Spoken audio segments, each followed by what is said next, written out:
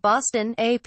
The streets are quieter these days in East Boston, but the marchers still gather in front of the police precinct house, as they have nearly every Thursday evening for the past 4 summers, after a rash of brutal killings and attempted murders by the violent street gang MS-13 struck fear into residents of this majority Latin American neighborhood. A dozen or so residents, police officers and church pastors set out across the neighborhood, handing out purple wristbands calling for peace and holding handwritten signs bearing messages in Spanish like Los Jóvenes son el futuro, youth are the future, and Juntos por la paz, together for peace. Weekly marches, which wrapped up for the season recently, serve as a reminder of darker times, as well as a continued call for trust between residents and police in East Boston and the communities around it, says Sandra Alamán Niger, a native of El Salvador who organizes the marches.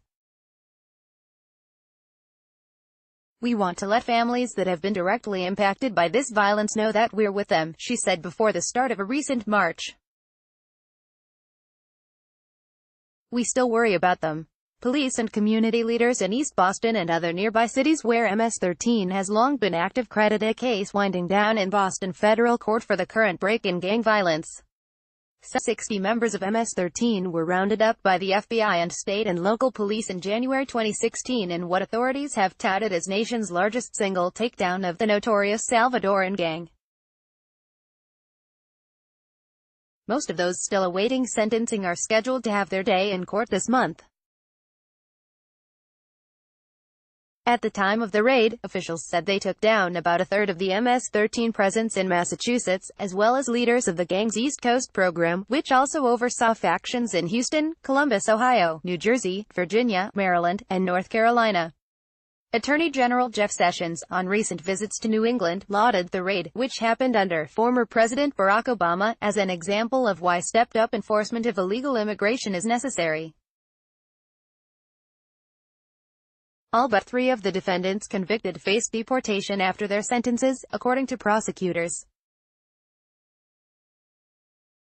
President Donald Trump has consistently singled out MS-13 as a threat to national security, even though its U.S.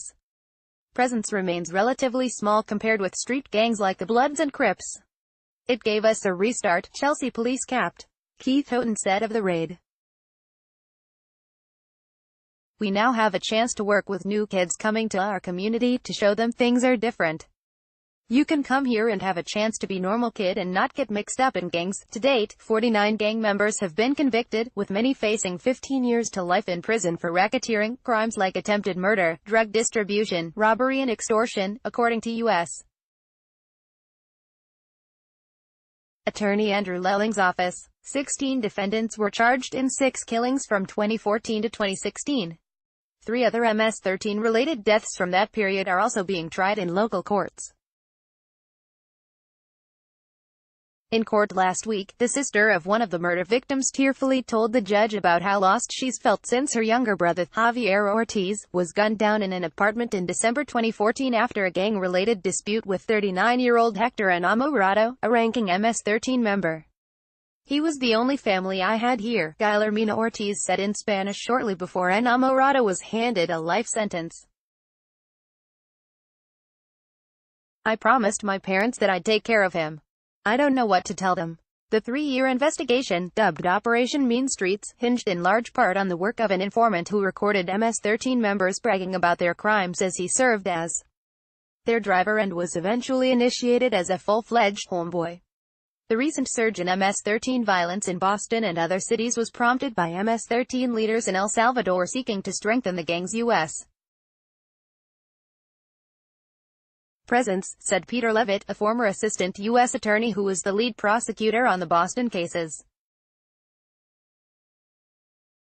Veteran gang members were sent to Boston from El Salvador and elsewhere to organize local factions, ramp up high school recruitment, step up drug dealing and undertake the savage attacks, often with machetes and knives, that have become MS-13's hallmark, he said. On New York's Long Island, the gang has been blamed for at least 25 killings since 2016, and authorities have conducted similar large sweeps. And in Fresno County, California, MS-13 has been linked to more than 12 deaths in the past 2 years. More than 24 gang members and affiliates were rounded up in August. Since the Boston raid, violent crime in the communities where MS-13 is most active has dropped, though police note that less heralded crackdowns on other violent gangs, including MS-13's rival 18th Street, have also been a factor. The crime decline also hasn't been across the board, data provided by local police departments show. In Chelsea, violent crime has dropped 46% this year compared with the same period in 2015, the year before the raid. Nearby Lynn saw a similar crime drop, about 21% fewer major crimes in 2017 compared with 2015, but within that drop was a spike in murders, from just 2 in 2015 to 12 last year. Lynn Police Capt. Michael Kamek said that while some of those 2017 killings were gang-related, they were not by MS-13. And in the East Boston neighborhood, there have been just 2 murders in the past 2 years, which police say are also not linked to MS-13. Officers, however, continue to see troubling signs the gang is replenishing its ranks, including on social media, said Boston Police Deputy Superintendent Gerard Bailey, who until recently headed the department's gang unit. They are back where they were, in a lot of ways, he said.